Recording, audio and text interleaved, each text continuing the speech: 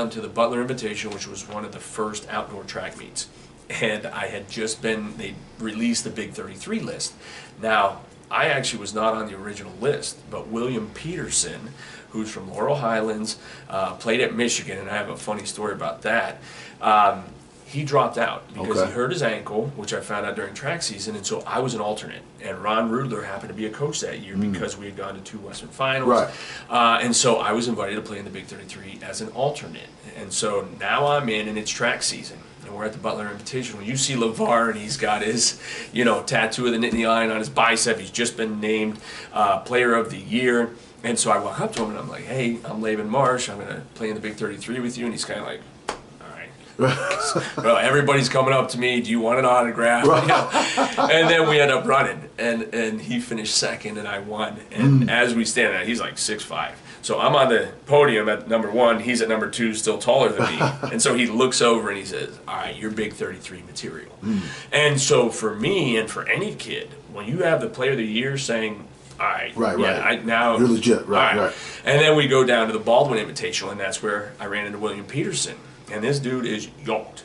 So when I run into him, I just said, hey, I appreciate you stepping out, but can you tell me why you're not playing? He's like, I hurt my ankle at the end of the season. And he's like, I really want to get a chance to start at Michigan.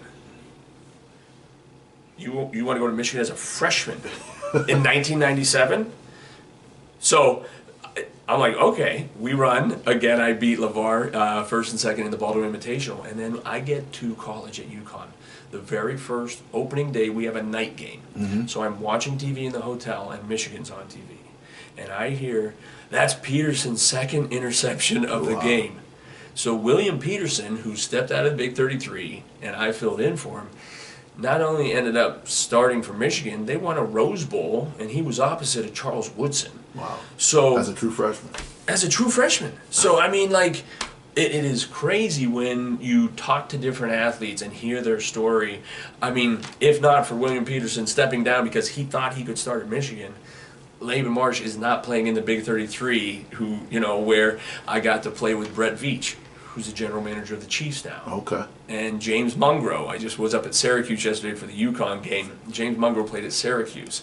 And then next to him was Coy Wire, who our kids in high school, they brought back because they watched that CNN 10. Right. And I'm like, I played with that guy. That's Coy Wire. He went to Stanford. And so to make the all-state list, even though I think I was a return specialist is how I got All-State.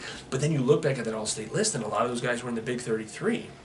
And Coach Rudler's most famous story about the Big 33 was, we'd take a bus to the field every day to practice. And I would just sit there quietly, usually with Brett Veach, on the drive over, and they're all talking about speed and who's the fastest, and everybody's saying this and that. And so all of a sudden, Lavar says, hold up. The fastest kid on this bus is that white dude right there. Because I had finished second in the 100 that year at Shippensburg.